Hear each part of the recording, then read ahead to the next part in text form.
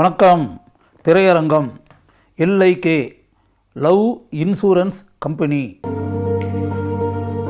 இந்த திரைப்படத்தினுடைய இயக்குனர் விக்னேஷ் சிவன். இந்த திரைப்படத்தினுடைய தயாரிப்பாளர்கள் நயன்தாரா, SS லலித்குமார். இந்த திரைப்படத்தினுடைய கதாநாயகன் பிரதீப் ரங்கநாதன். இந்த திரைப்படம் ஒரு ஹைடெக்கான காதல் கதை. 2040 வருடத்தில் நடைபெறும் சில சம்பவங்களை மையமாக வைத்து இந்த திரைப்படம் எடுக்கப்பட்டிருக்கிறது. பிரதீப் ரங்கநாதன் வாசு என்ற கதாபாத்திரத்தில் நடித்திருக்கிறார். அவருடைய இன்னொரு பெயர் வைப் வாசே. கிருத்தி ஷெட்டி இந்த திரைப்படத்தினுடைய கதாநாயகியாக நடித்திருக்கிறார். படத்தில் அவருடைய கதாபாத்திரத்தின் பெயர் தீமா.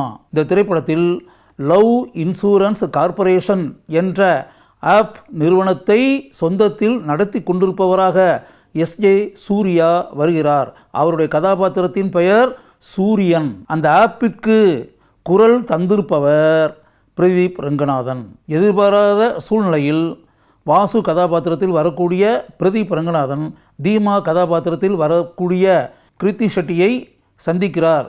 அவர்களுக்கிடையே ஆழமான நட்பு உண்டாகி படிப்படியாக காதல் உண்டாகிறது. ஹைடெக்கான பல விஷயங்களில் மிகுந்த ஈடுபாடு வைத்திருக்கக்கூடிய பெண்ணாக வருகிறார் Kriti Shetty.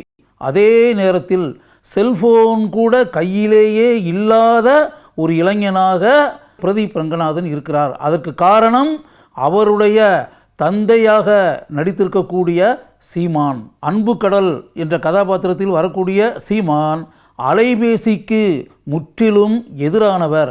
Love insurance company LIK என்ற பெயரில் சொந்தத்தில் நடத்தக்கூடிய அந்த ஆப் பெரிய அளவில் உலகமெங்கும் வெற்றி பெற வேண்டும் என்பதற்காக கடுமையான பல முயற்சிகளில் SJ சூர்யா ஈடுபடுகிறார். அந்த ஆப் மூலம் காதலர்களுக்கு இடையே எந்த அளவிற்கு இதற்கு முன்பு உணர்ந்திராத மாறுபட்ட அனுபவங்கள் கிடைக்கின்றன என்பதை நாம் காட்சிகளாக பார்க்கிறோம். அப்படி இருக்கக்கூடிய சூழ்நிலையில் பிரதீப் ரங்கநாதனும் கிருத்தி ஷெட்டியும் தங்களுக்கு இடையே எந்த அளவிற்கு காதல் இருக்கிறது என்பதை சோதித்து பார்க்கிறார்கள்.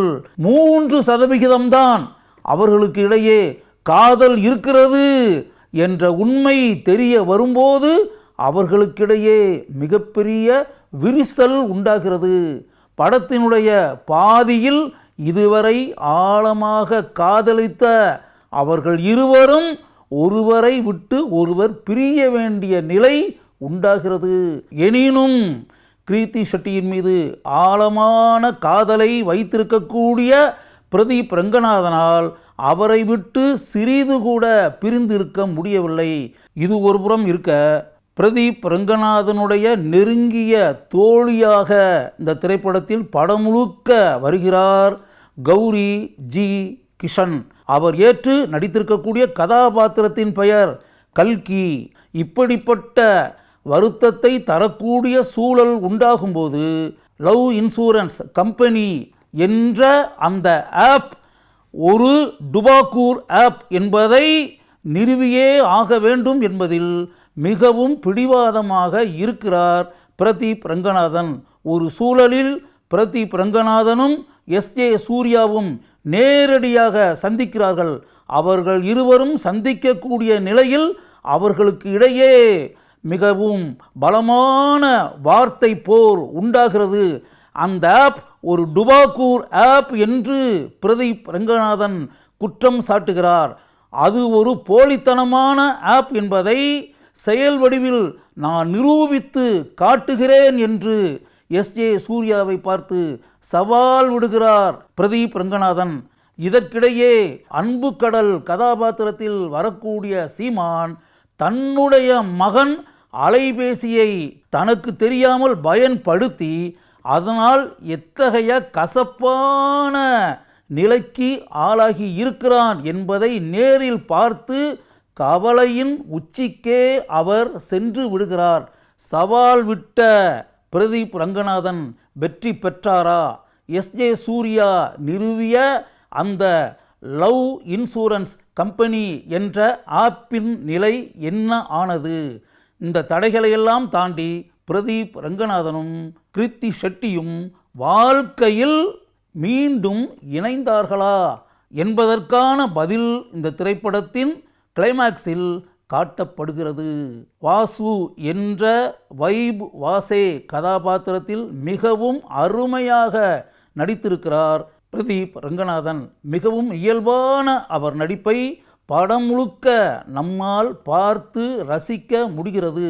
இந்த அளவிற்கு கேஷுவலாக ஒருவரால் நடிக்க முடியுமா என்ற வியப்பை படம் முழுக்க அவர் நம்மிடையே உண்டாக்குகிறார். கிருத்தி ஷெட்டி வழக்கம்போல மிகவும் இயல்பான நடிப்பை தான் வரக்கூடிய அனைத்து காட்சிகளிலும் வெளிப்படுத்தி நம்முடைய இதயங்களில் ஆழமான இடத்தை பிடிக்கிறார்.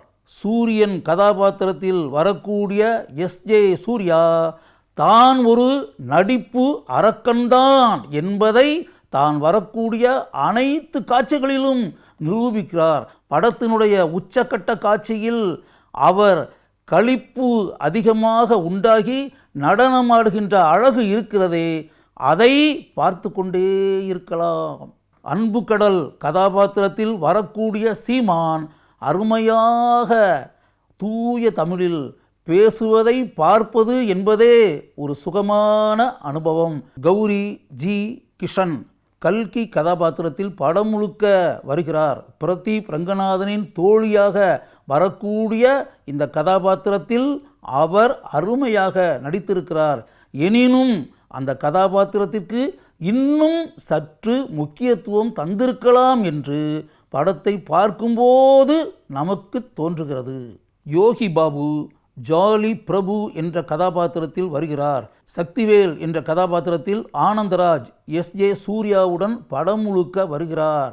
ஜெயந்த் என்ற கதாபாத்திரத்தில் ஷாரா படம் முழுக்க வருகிறார். பிரதீப் ரங்கநாதனுடைய நண்பனாக வரக்கூடிய ஷாரா தன்னுடைய நடிப்பு திறமையை மிகவும் இயல்பாக தான் வரக்கூடிய காட்சிகளில் வெளிப்படுத்தி இருக்கிறார். கிருத்தி ஷெட்டியின் தாயாக இந்த திரைப்படத்தில் நடித்திருப்பவர் மாளவிகா. இந்த திரைப்படத்தில் டாக்டர் கதாபாத்திரத்தில் சில காட்சிகள் மட்டும் வருகிறார் மிஸ்கின். சில காட்சிகளில் ரங்கராஜ் பாண்டே படத்தில் வருகிறார். சில காட்சிகளில் வலைப்பேச்சு பிஸ்மி, அந்தணன், சக்திவேல் மூவரும் வருகிறார்கள். திரைப்பட விமர்சகரான பிரசாந்த் ஒரு காட்சியில் வருகிறார். இந்த திரைப்படத்திற்கு ஒளிப்பதிவு செய்திருப்பவர் மிகச்சிறந்த ஒளிப்பதிவாளரான ரவி வர்மன். அவருடைய மிகவும் சிறப்பான சினிமாட்டோகிராஃபியை படத்தின் அனைத்து காட்சிகளிலும் நம்மால் உணர முடிகிறது. படத்திற்கு மிகவும் சிறப்பாக இசையமைத்திருப்பவர் அனிருத் ரவிச்சந்தர். இன்றைய யங் ஜெனரேஷன் இந்த திரைப்படத்தில் வரக்கூடிய பாடல்களை மிகவும் விரும்பி ரசிப்பதை என்னால் திரையரங்கில் பார்க்க முடிந்தது. இந்த திரைப்படத்தில் இடம்பெற்றிருக்கக்கூடிய 6 பாடல்களில் 5 பாடல்களை இந்த திரைப்படத்தினுடைய இயக்குனரான விக்னேஷ் சிவன் எழுதியிருக்கிறார். ஒரே ஒரு பாடலை மட்டும் மதிச்சியம் பாலா என்பவர் எழுதியிருக்கிறார். அவர் எழுதியிருக்கக்கூடிய பாடல் அடவாடி என்று தொடங்கக்கூடிய பாடல். விக்னேஷ் சிவன் எழுதியிருக்கக்கூடிய தீமா என்ற பாடல் அருமை என்று கூறக்கூடிய அளவிற்கு பொருத்தமான இடத்தில் இடம் பிடித்திருக்கிறது. எனக்கென்ன யாரும் இல்லையே என்ற பாடலை கேட்கும்போது நம் மனதில் இனம் புரியாத ஒரு சோக அனுபவம் உண்டாகிறது என்பது என்னவோ உண்மை. பூக்கட்டும் என்று ஆரம்பமாகும் பாடல் படத்தில் மிகவும் சிறப்பாக படமாக்கப்பட்டிருக்கிறது. பிரதீப் இ. ராகவ் இவர்தான் இந்த திரைப்படத்தினுடைய படத்தொகுப்பாளர். 2040ஆம் ஆண்டில் நடைபெறக்கூடிய ஒரு கதையை எடுத்துக்கொண்டு மிகவும் அருமையாக இயக்கியிருக்கிறார் விக்னேஷ் சிவன். விக்னேஷ் சிவன் இயக்கத்தில் பிரதீப் ரங்கநாதன் கதாநாயகனாக நடித்திருக்கக்கூடிய ஒரு ஹைடெக் காதல் கதையை பார்க்க வேண்டும் என்று நினைக்கக்கூடியவர்கள் LIK என்ற லவ் இன்சூரன்ஸ் கம்பெனி என்ற திரைப்படத்தை ஒரு முறை கட்டாயம் பாருங்கள். உங்களுக்கு நிச்சயம் இந்த திரைப்படம் பிடிக்கும்.